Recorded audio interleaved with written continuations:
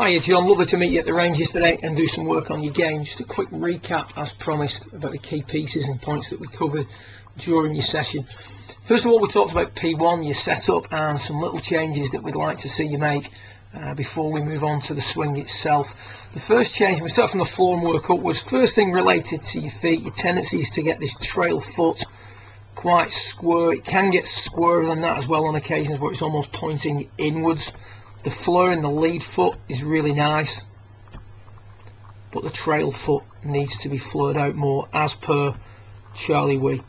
This goes a long way to freeing up the hips and allowing the shoulders to turn on a tilted angle, and in turn stabilising the upper axis during the backswing, and also helps with your linear movement and your extension during the downswing. So flaring that trail foot out more will certainly help you long term.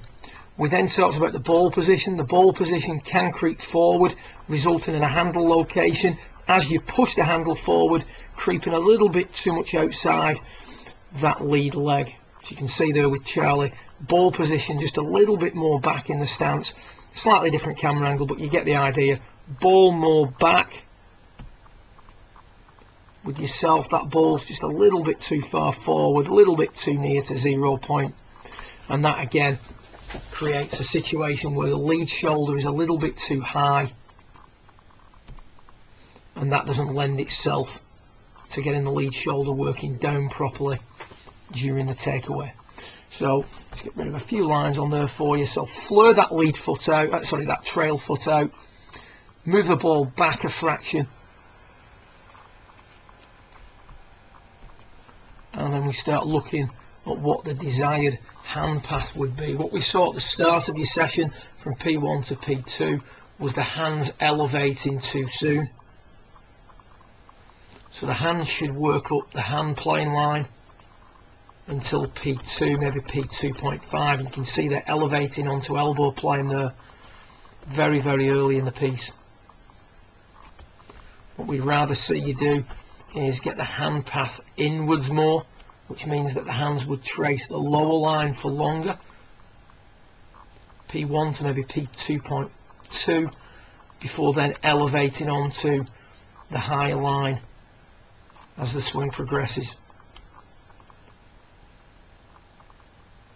In order to get the hands to work back more inward and on the lower line,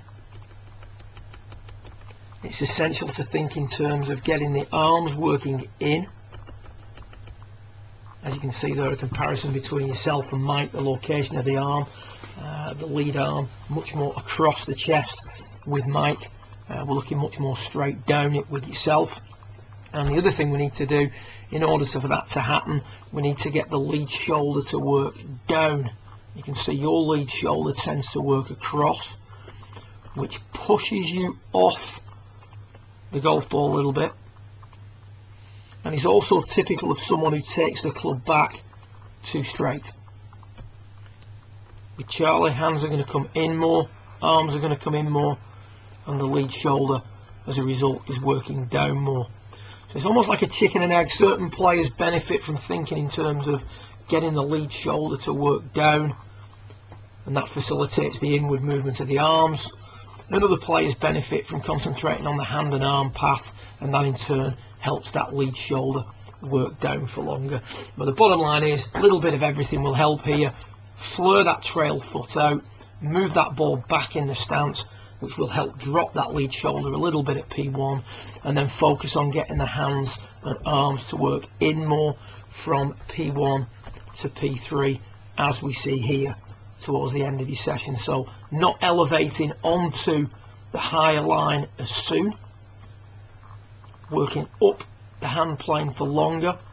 Does still get elevated a little bit too quick, but you can see as we get to P3 now, hands not as much above plane, shaft more on plane, still not, but you can see the trend towards where Mike is. So we've gone from way above the plane line on this one, so much more on the plane line towards the end of the session, and ultimately we'd like to see the shaft somewhere in between the two lines at P3, ultimately within the pattern. So those little changes there, P1 to P3, will help. We then talked about what effect this has. The arms come off the rib cage too soon. This was quite a short swing, but you can see the club is trending to an inline position at that point, and it's only going to continue in that vein and end up very much across the line with an arm plane that's much too upright.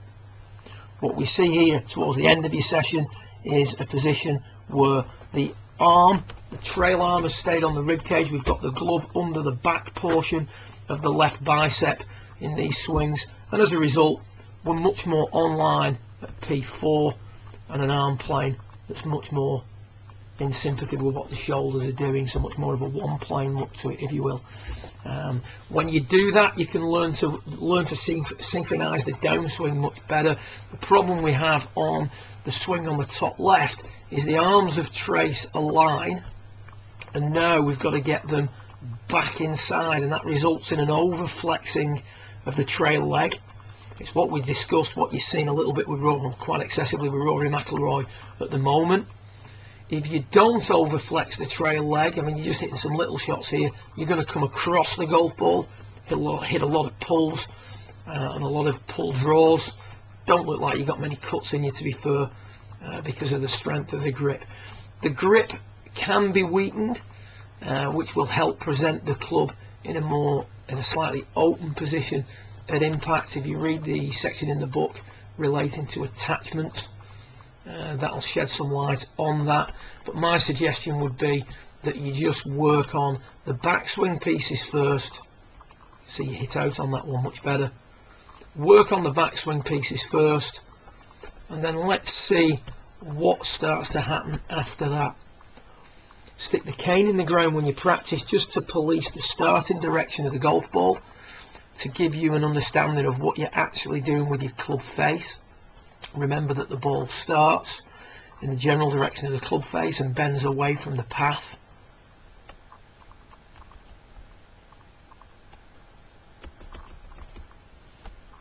And consider that every time you hit balls in practice.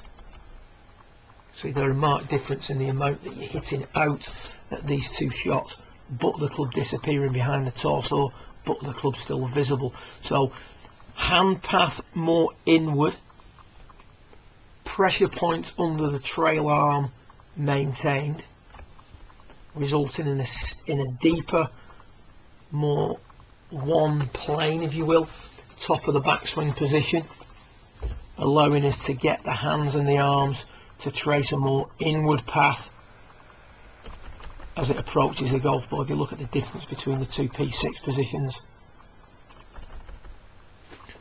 club much more on the inside, coming into the golf ball. And the more we do these things, you can see there are Mike's trail arms staying on the rib cage, shaft looking like it's a little bit laid off, it's actually on plane, club nicely inside, no need to overflex the trail leg as we come through. So a few key pieces to work on there, John. Any questions, feel free to fire me an email across. Good luck with it, and I look forward to getting together in a month or so's time once the studio's built, and we can have a nice private conversation without interruptions from the local council. Good luck with it. Speak soon. Well done.